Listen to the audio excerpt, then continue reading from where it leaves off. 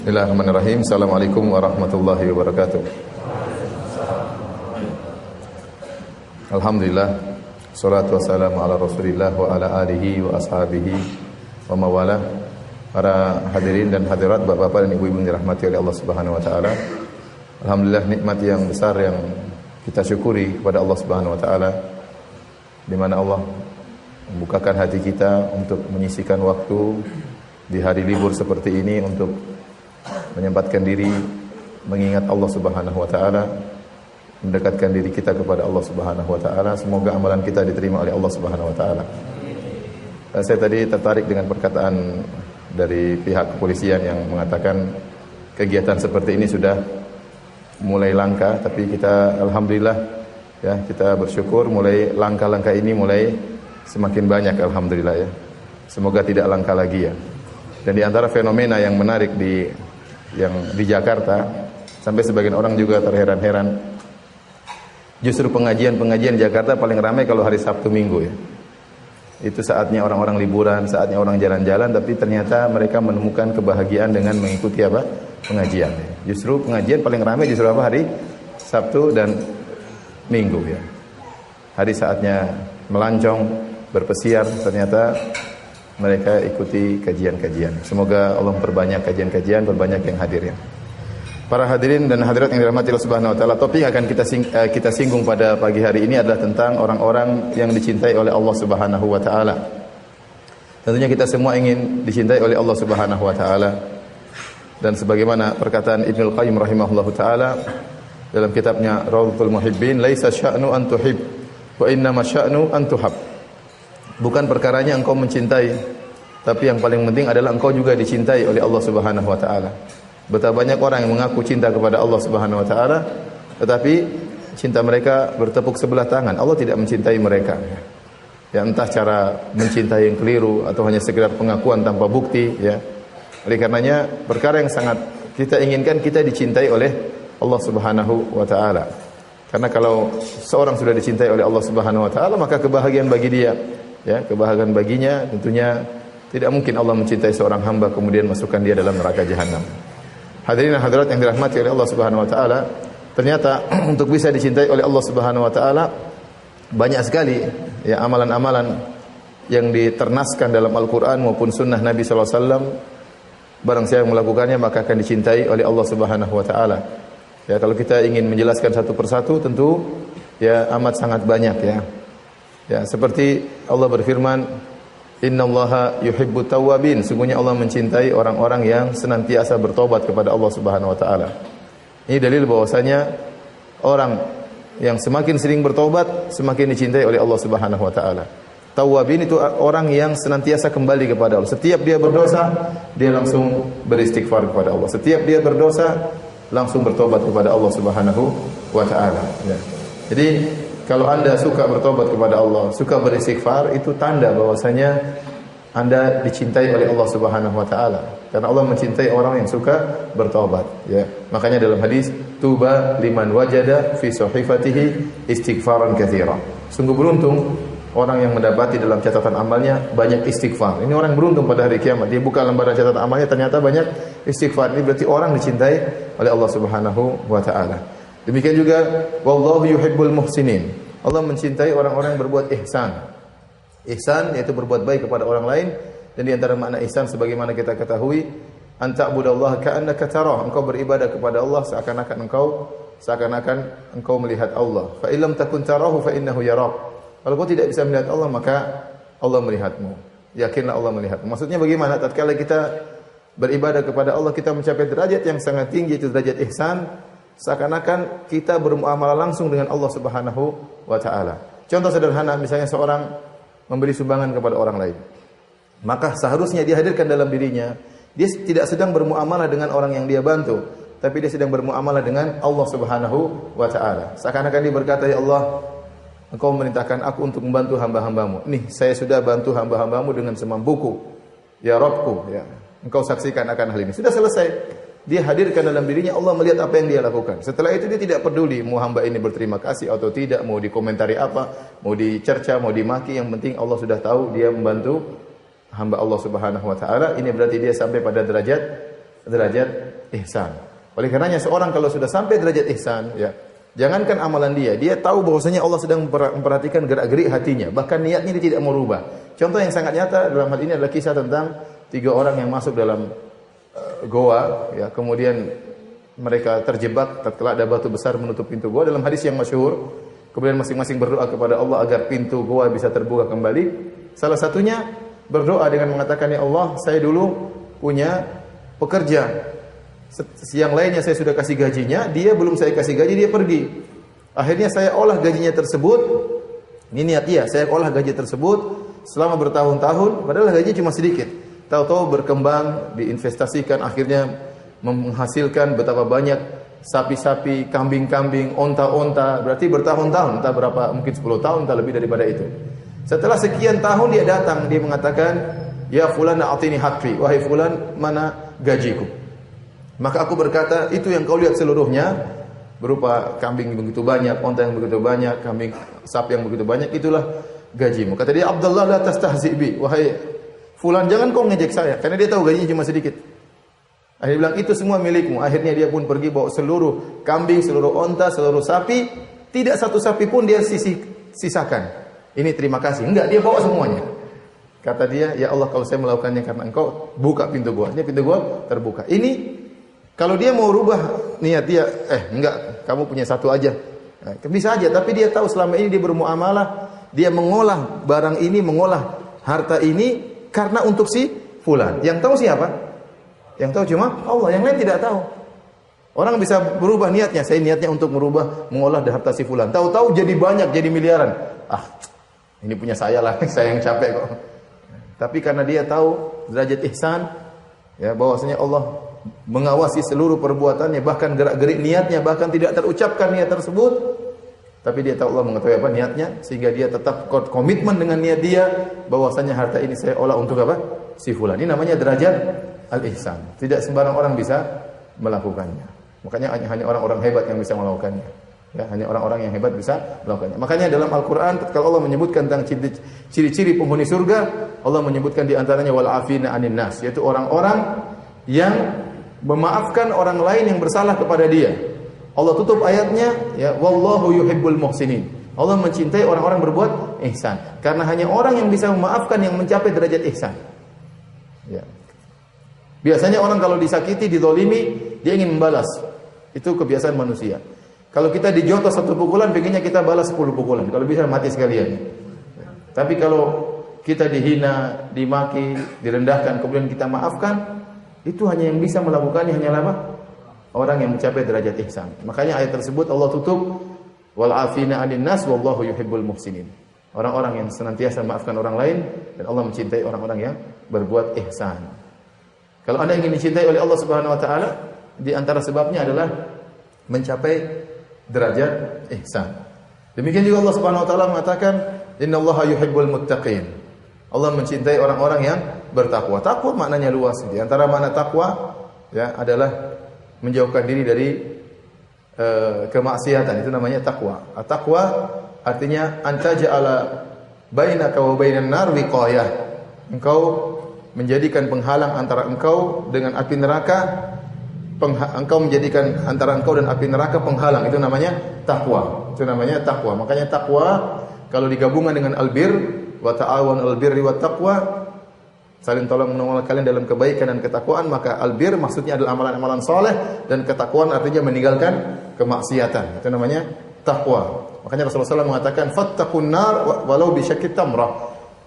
Jagalah diri kalian dari neraka jahanam, artinya ambillah penghalang antara kalian dengan neraka jahanam meskipun hanya bersedekah dengan sepenggal korma. Itu artinya takwa. Dan Nabi berkata kepada seorang sahabat, ittaqillaha haitsu ma kunt.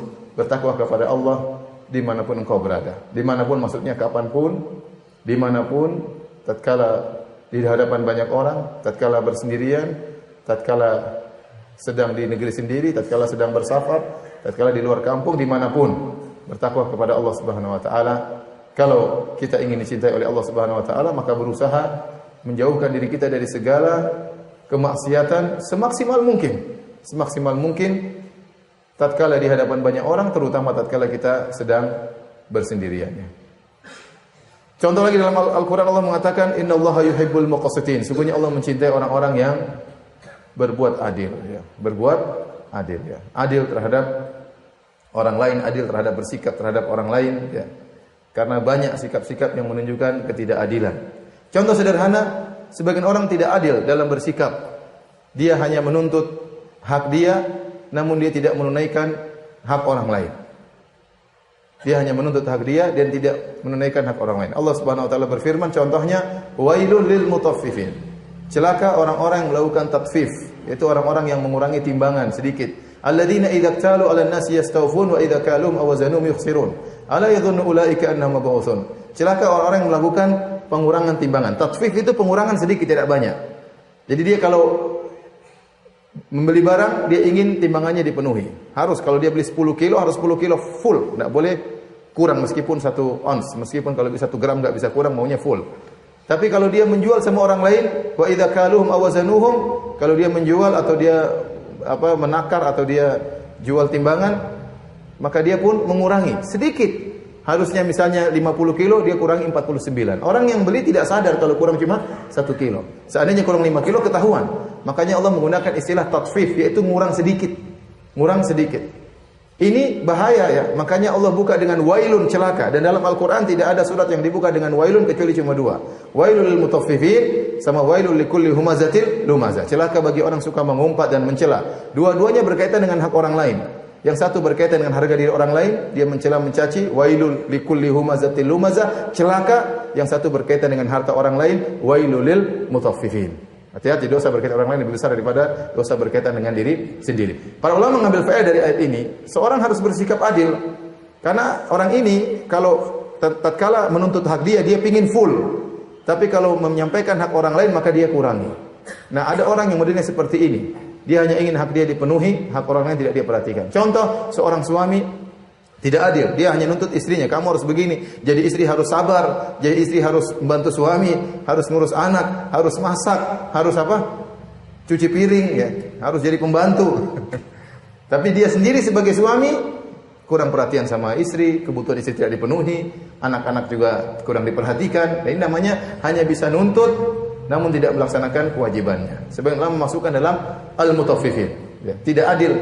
Hanya bisa nuntut namun tidak bisa menjalankan kewajibannya. Sebagian pekerja juga demikian, bos dengan pekerja. Bosnya kalau sudah sewa orang, pekerjanya disuruh kerja dengan keras, waktu gajian ditunda-tunda. Ini juga al-mutaffifin. Di antaranya antara rakyat dengan pemerintah. Sebagian pemerintah hanya menuntut rakyatnya yang harus begini, harus begini, harus begini, sementara sebagian pemerintah kurang menjalankan kewajibannya. Sebaliknya rakyat juga demikian, hanya bisa nuntut pemerintah, sementara kalau ada kewajiban sebagai rakyat tidak dia kerjakan.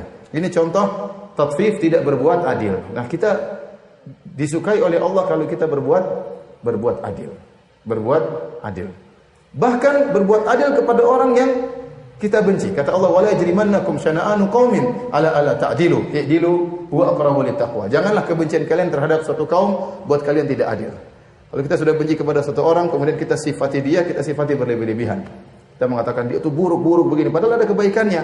Kita tidak adil dalam menghadapi orang yang tidak kita sukai. Baik.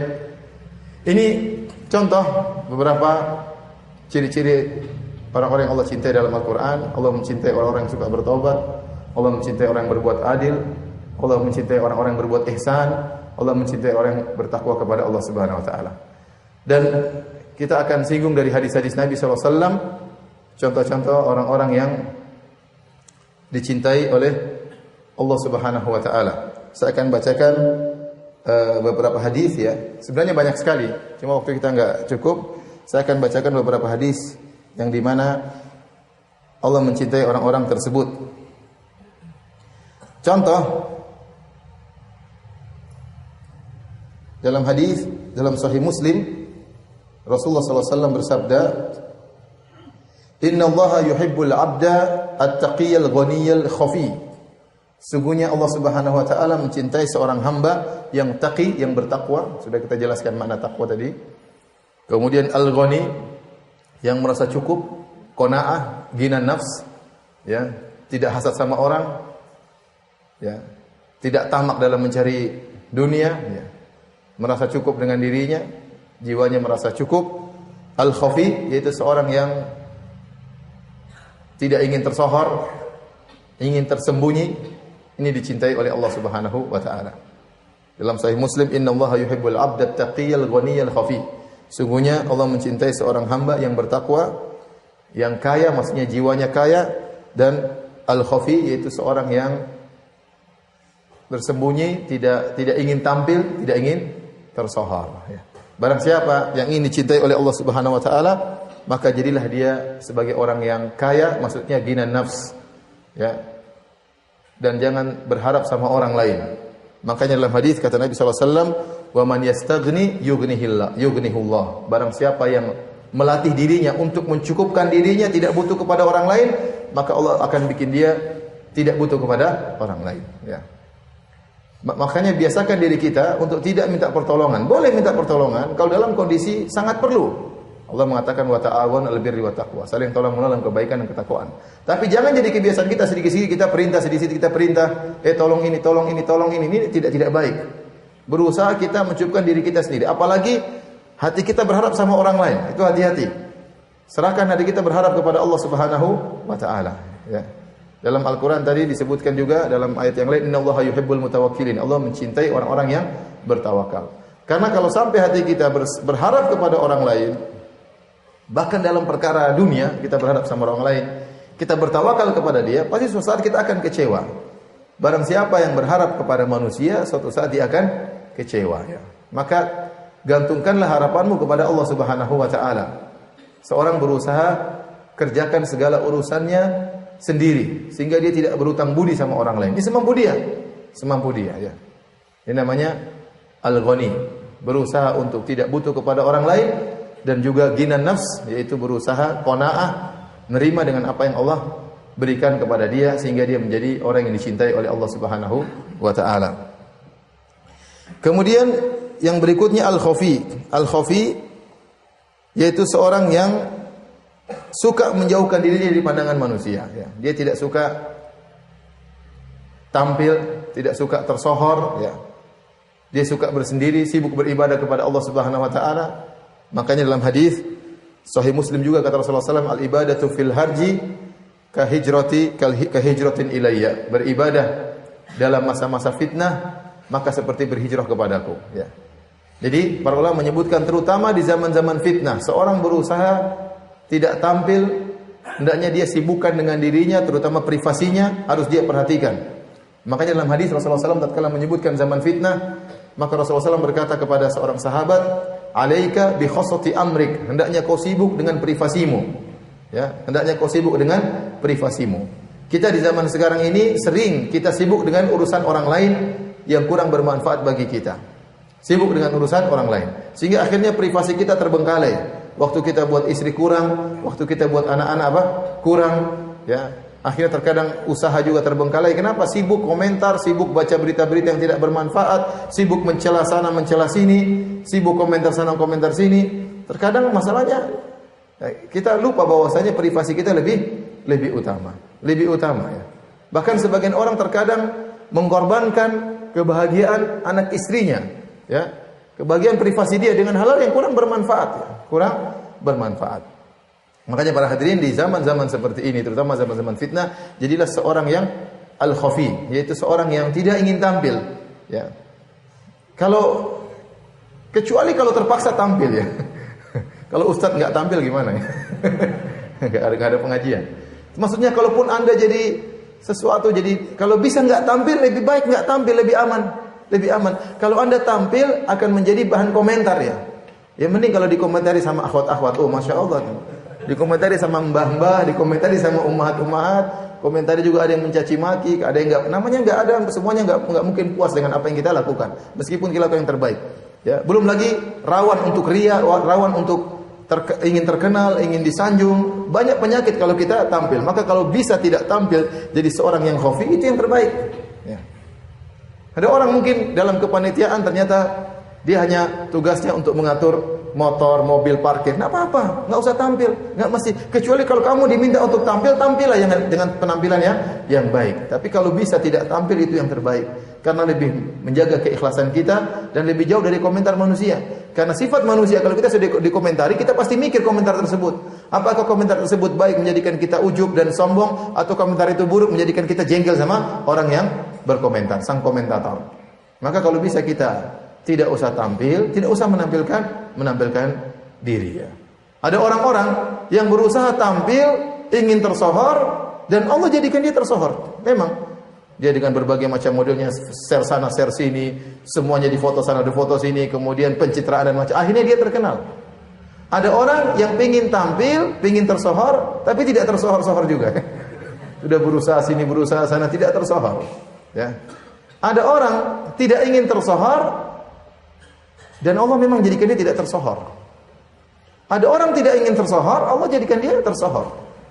Allah jadikan dia terkenal. Allah menjadikan masyarakat senang sama dia, memuji dia.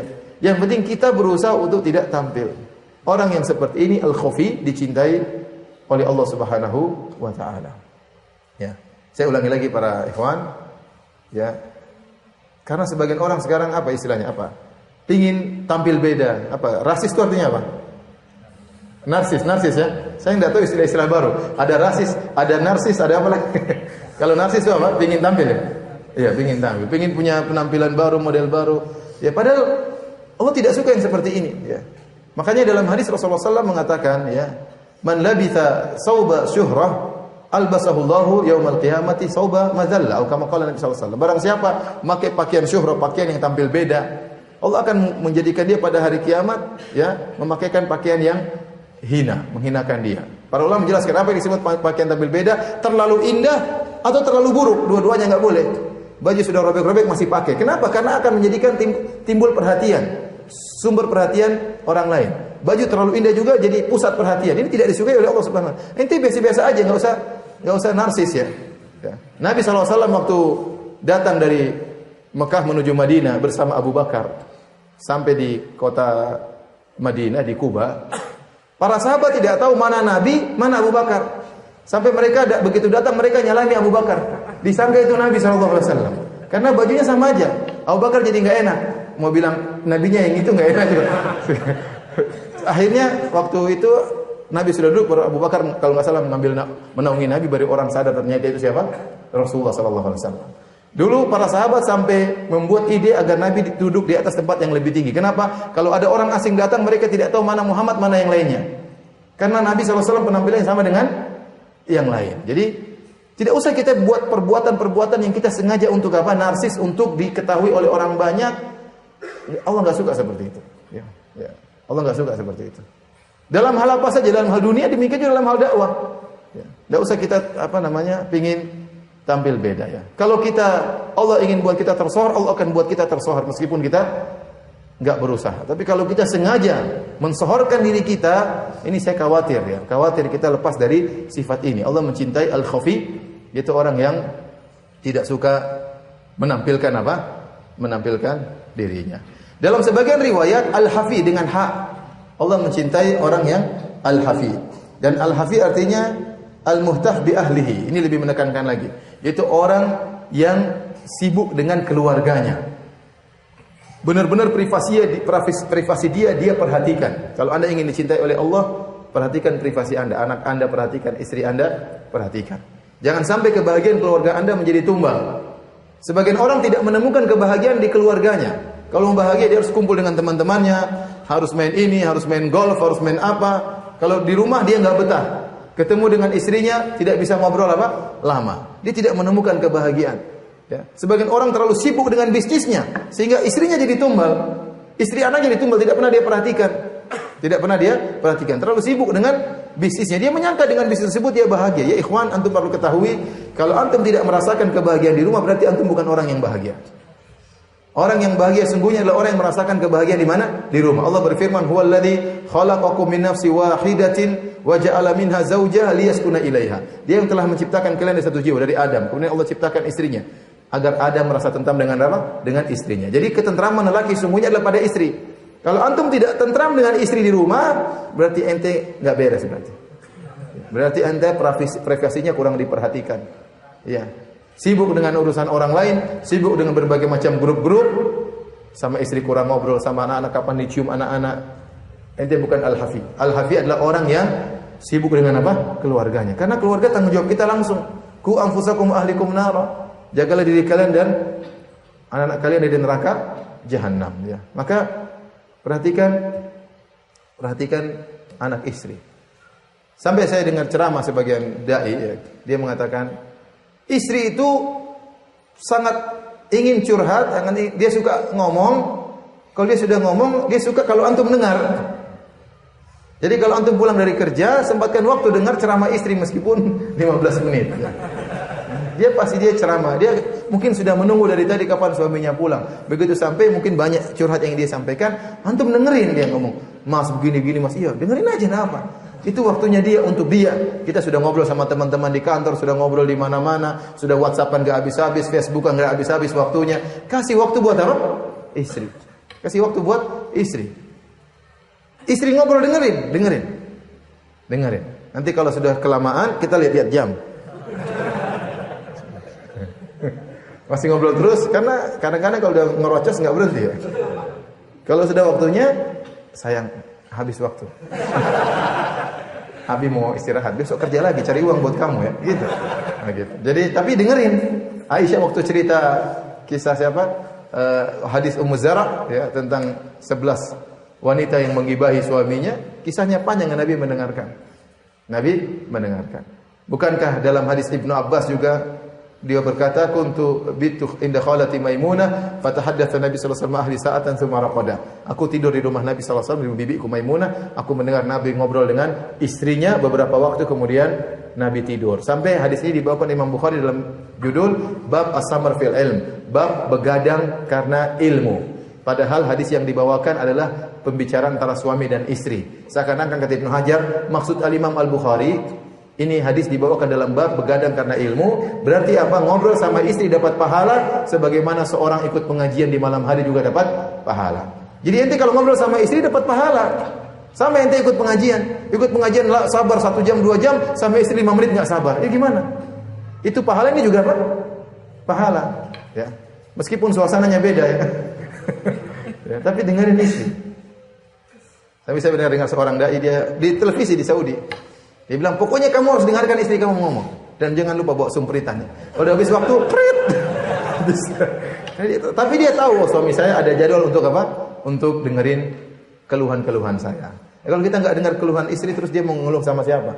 Sama pacar lamanya, CLBK. Sama siapa? Dicurhat nanti di Facebook dan macam-macam. Jadi jangan lupa, kalau Anda ingin dicintai oleh Allah, jadikan kebahagiaan istri Anda sebagai perkara yang primer. Yang pertama. Karena banyak orang kebahagiaan anak istrinya nomor 2 kek, nomor 3 kek, nomor yang berapa. Sehingga akhirnya apa? Dia merasa bahwasanya dengan harta dia banyak dia bahagia. Tapi kalau dia hartanya banyak dia tidak bisa menciptakan kebahagiaan di rumah, itu tidak bahagia. Benar tidak bahagia. Sebagian orang menjadikan temannya nomor 1. Dan kalau anda tidak bisa nyaman di rumah berarti ada yang salah. Berarti sistemnya harus dirubah. Bagaimana anda bisa nyaman dengan istri? Aduh saya kalau sama istri ngobrol nggak nyambung ya. Gimana cara nyambungnya? Dipikir ya. Level ente diturunkan sedikit kayak pembahasannya lain kayak sama istri bahas politik yang enggak nyambung, ente ngapain bahas politik sama istri? Lu bahas yang lain. Bahas banyak pembahasan yang bisa kita bahas kok, ya. Banyak pembahasan yang kita bisa bahas. Hidupkan suasana menyenangkan di rumah. Berarti ente al-hafi.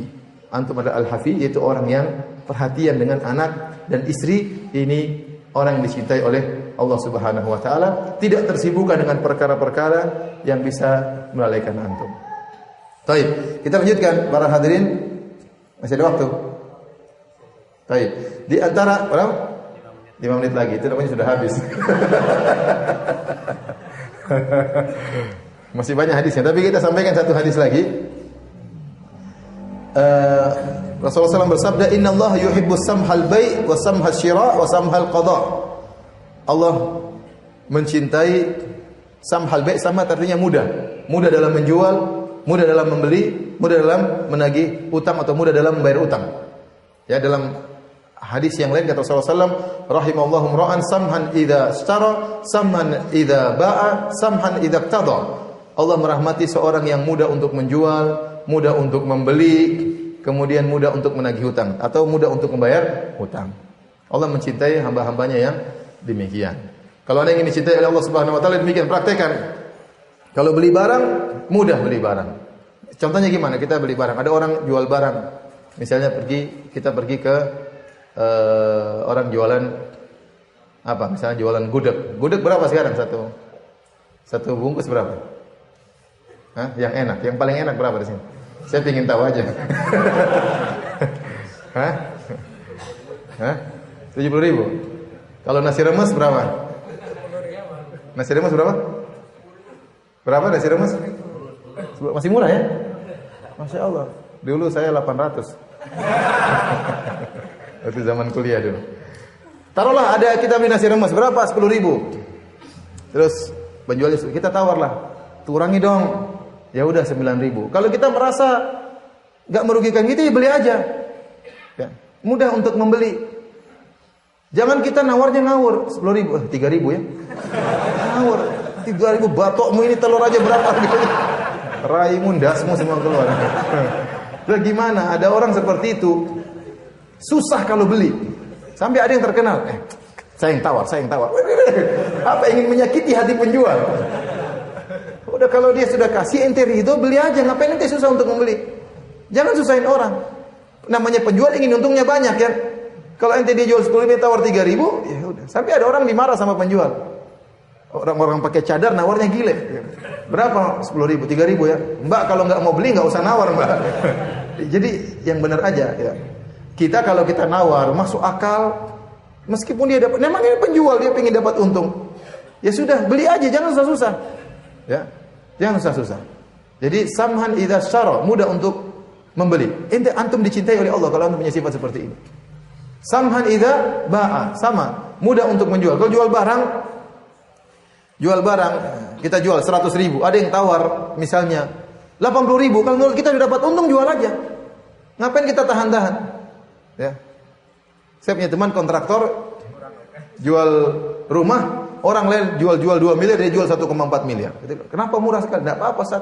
Yang penting kita untung, saya udah untung banyak, segini saya sudah untung 500 juta. Ngapain saya tahan-tahan? Saya bikin lagi. Orang senang, saya juga senang. Orang yang tahan 2 miliar enggak laku-laku. Enggak laku. Udah jual aja, kalau memang antum dapat untung jual aja, ya. Jual aja, enggak usah ditahan-tahan ya. Ada orang enggak, meskipun 1 rupiah saya enggak mau kurangi, tetap 100.000.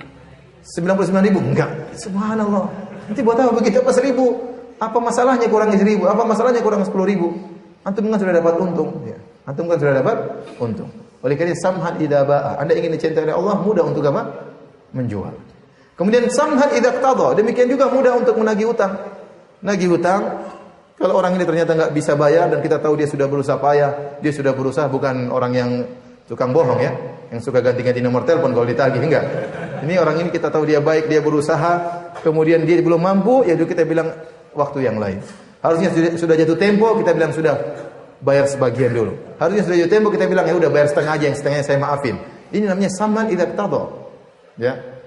Orang yang mudah untuk menagih utang. Dalam riwayat ini samhal qada, mudah untuk membayar utang. Demikian antum juga kalau dicintai Allah, kalau punya utang segera bayar. Ya. Karena orang kalau sudah punya utang terkadang pengen beli yang lain, utangnya dia lupakan. Maka dia mencari beli yang lain. Padahal dia punya utang. Dia punya hutang. Ya. Sampai saya pernah ditanya sama orang di kertas, Ustaz, ada orang punya utang sama saya Ustaz, tapi dia nggak pernah nagih. Sepertinya dia sudah maafkan. Ana bilang ente husnudzon tidak pada tempatnya. Tidak nagih itu bukan berarti dia sudah maafkan. Mungkin jengkel sama antum. Oh enak sekali husnudzon, oh dia tidak pernah nagih berarti sudah dimaafkan. Itu kaidah dari mana itu? Itu kaidah batil, kaidah iblis. Mati ente punya utang masalah ente. Oleh karenanya ya, kalau punya utang mudah untuk membayar, dicicil. Itu berarti Anda dicintai oleh Allah. Ini uang orang. Ada hak orang sama Anda. Orang yang minjamkan uang sama Anda itu orang baik. Zaman sekarang, siapa minjamkan uang sama kita? Orang sampai tidak dapat pinjaman harus pergi ke bank, riba dia lakukan. Gara-gara nggak ada yang minjemin. Nah kalau ada orang sudah minjemin uang sama Anda, berarti orang itu baik. Nah balaslah kebaikan dia dengan yang baik pula, cicil. Jangan malah kabur, ganti nomor telepon ya, dan yang lainnya. Waktu sudah habis. Afwan Ustaz, waktu sudah habis, saya sudah tahu ya. Demikian saja ya. Kalau ada yang mau tanya silakan. Allah alam bisawab.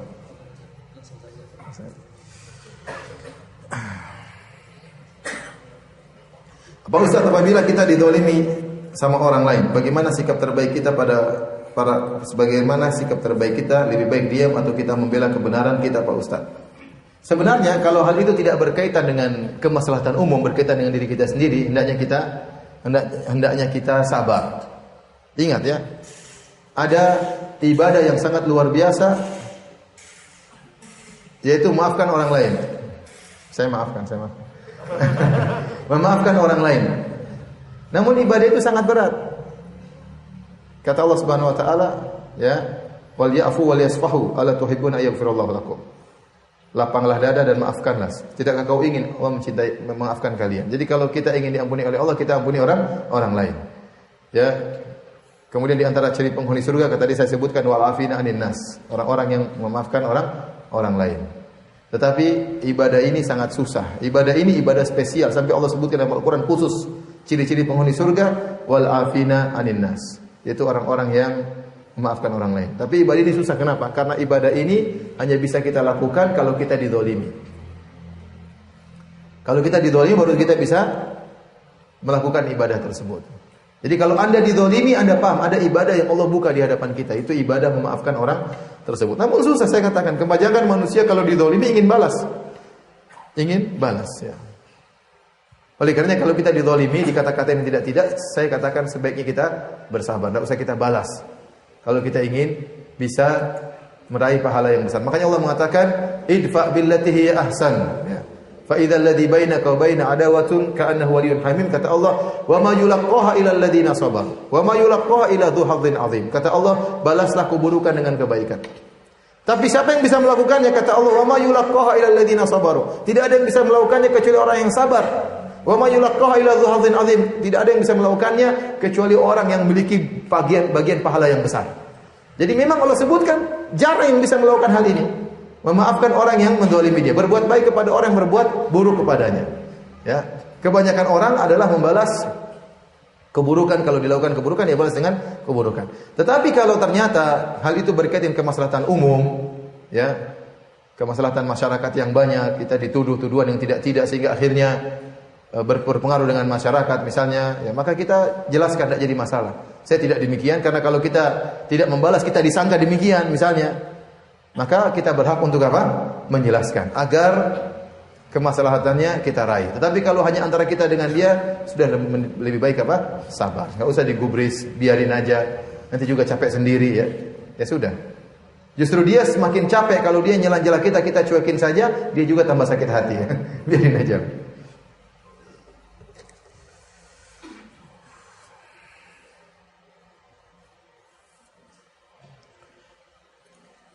Ustaz, jika kita tinggal di lingkungan yang belum mengenal sunnah, tapi kita berpenampilan mengikuti sunnah, menjadi perhatian masyarakat, apa ini termasuk larangan? Tidak, kita berusaha berpakaian dengan pakaian yang syar'i,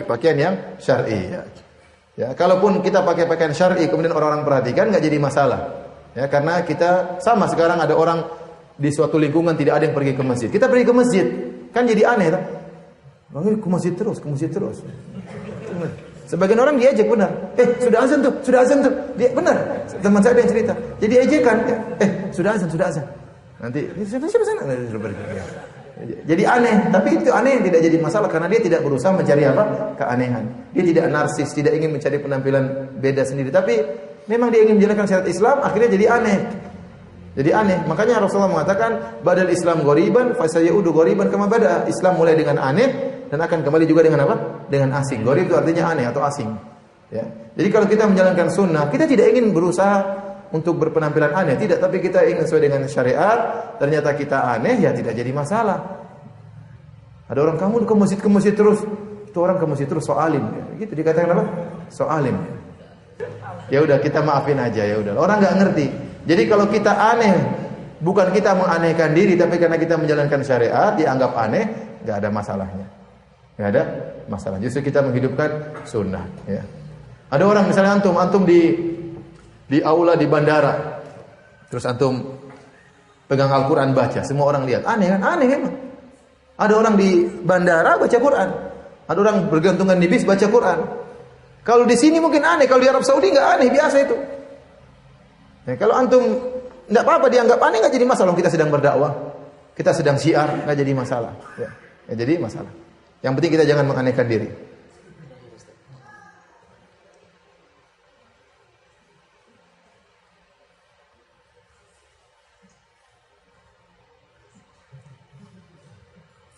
Bagaimana hukum menggunakan kosmetik yang dibuat dari barang tidak dari barang halal seperti alkohol? Dikarenakan sekarang banyak kosmetik luar yang berhalal label MUI. Kalau alkohol maka dia tidak najis, tidak jadi masalah. Yang dilarang kalau jadi bir kemudian kita minum. Tapi alkohol untuk pemakaian luar nggak ada masalah, ya nggak ada masalah. Ya. Kalau itu dijadikan bahan untuk kosmetik nggak jadi masalah. Yang kita khawatir misalnya kosmetik tersebut ternyata dari minyak babi misalnya. Ya, tapi kalau dari alkohol nggak ada masalah. Dan alkohol sangat bermanfaat dalam masalah pengobatan dan yang lainnya. Ya, tapi kalau ternyata dari minyak babi atau hal-hal yang najis, ya maka tentunya tidak diperbolehkan ya. Demikian saja para hadirin dan hadirat. Alhamdulillah kita bisa selesai pengajian kita. Kita berterima kasih kepada Sahibul Bait Pak Wasis. Demikian juga dari pihak kepolisian yang menyempatkan waktu ya, kita sangat berterima kasih ada perhatian dari pemerintah kepada kita ya. Dan semoga semuanya diberi ganjaran yang besar oleh Allah Subhanahu wa taala. Demikian juga para hadirin, semoga kita semua menjadi orang-orang yang dicintai oleh Allah Subhanahu wa taala. Allah taala alam bisawab.